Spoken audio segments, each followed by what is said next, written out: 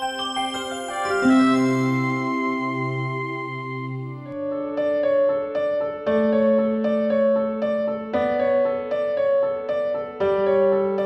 I am Dr. Satinder Kaur, Senior Consultant and Clinical Lead Gynaecology Oncology, Dharamshila Narayana Superspecialty Hospital, Delhi. Cervical cancer is the most common gynecological cancer, and in females, it is the second most common cancer after breast.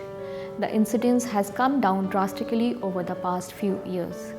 However, as of now, also in the whole world, around 5 lakh females are diagnosed with this cancer every year, of which almost 3 lakh die of this disease.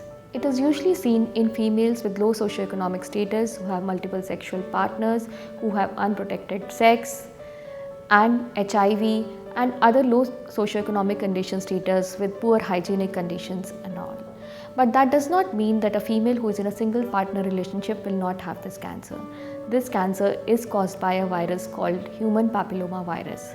So any female, even in a single partner relationship, is going to get infected with this virus once in her lifetime. However, if your immunity is low or because of some other factors this virus persists in your body, then it can lead to cancer over a period of 10 to 15 years. So this cancer usually presents with symptoms which are like discharge per vaginum, postcoital bleeding, that is the bleeding after having relationships, or bleeding in between periods, or discharge in between periods which is foul smelling. It is often late when the patient will present with backache or leakage of urine per vaginum or leakage of stool per vaginum, which happens in advanced stages like stage 4. The cancer is very easy to diagnose by just an examination. If you visit your doctor for these symptoms, she can easily examine you and diagnose this condition. A simple test called biopsy, which is a punch biopsy, is required and is must for the diagnosis of this cancer. This will not spread the disease. Biopsy of this cancer is must and it leads to diagnosis of the disease.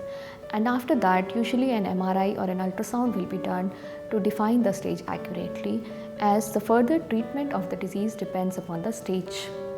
So stage and biopsy confirmation are must before we plan the further treatment. If the disease is early, usually surgical is the only method of treatment. Surgery involves removal of uterus, fallopian tubes, and if you are advanced age, ovaries may also be removed. But if you are young, your ovaries can be preserved. If the disease is very early and you do not want your uterus to be removed, then there is an option for that too. However, most of the patients would require removal of the uterus in early stages. If the disease has spread beyond the uterus and has involved the surrounding structures, then radiation and chemotherapy is the treatment of choice. However, the disease can be controlled even in advanced stages with the available options these days. Cervical cancer is the only cancer which can be prevented so easily because we know the cause, that is the human papillomavirus. And this virus, after infection, leads to some precancerous condition followed by cancer, and the whole process takes around 10 to 15 years.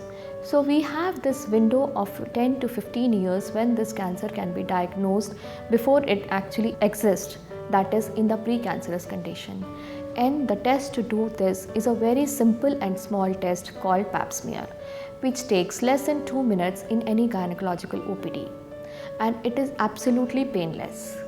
So by appropriate screening, that is by pap smear, or you can also get the virus itself tested by called the HPV testing. So pap smear and HPV testing are two tests which are available, and if you are getting an HPV testing done, you need to get this test done only once in 5 years. Pap smear needs to be repeated once in 3 years, and you can be prevented from this deadly disease by this screening. And another good thing about this cancer is that we have a vaccine available for this cancer, which is called the HPV vaccine. There are 2 or 3 brands available in the world of this vaccine, and they have a good protection rate. But the best results are in the children. If the vaccine is given before 15 years of age, 2 doses of the vaccine are sufficient. After 15 years of the age, up to 26 years of age, 3 doses are required. If the female is married or is already sexually active and still wants the vaccine, it can still be offered. Though the results will not be as good as in children, but yes, it really helps. The side effects of the vaccines are very few, like some amount of pain, some syncopal attack for 10 to 15 minutes, and that is all, and no major side effects. WHO has declared this vaccine as quite safe and it can be taken safely by all the patients. So the best measure is take the test, go for screening and get yourself vaccinated and prevent yourself against this deadly disease and the trauma of the disease and treatment. Thank you.